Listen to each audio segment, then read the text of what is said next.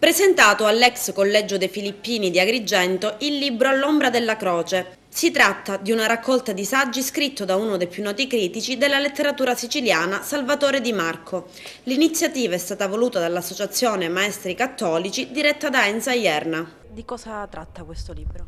Sì, noi abbiamo pensato di offrire l'opportunità non solo ai soci ma anche al territorio di poter illustrare il libro All'ombra della croce scritto da Salvatore Di Marco. È un libro che fa riflettere tantissimo al di là di quel ruolo importante che ha come libro di critica letteraria siciliana, evidentemente dà dei messaggi forti. In questo momento noi vediamo della nostra società in cui a volte magari i valori vengono un pochino persi di vista.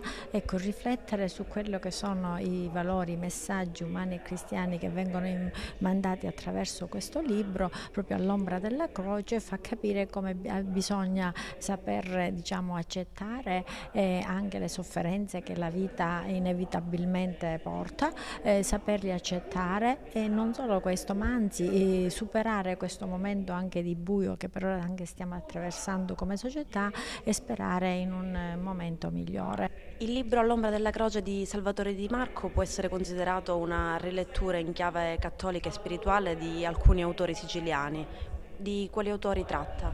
Gli autori sono diversi, da Vincenzo Arnone a Bernardino Giuliana a Fagone e tanti altri. E questo libro nasce da una collaborazione che Salvatore Di Marco ha avuto con la rivista di letteratura e teologia Oltre il Muro. Dopo anni di collaborazione noi abbiamo ritenuto opportuno raccogliere tutti questi saggi e pubblicare in un unico volume. Questo per quale motivo? Per dare una organicità agli scritti e nello stesso tempo per far vedere come la letteratura non può fare a meno della teologia e come nella letteratura è possibile trovare tracce del sacro. Non c'è autore che non si sia confrontato con la fede o col mistero.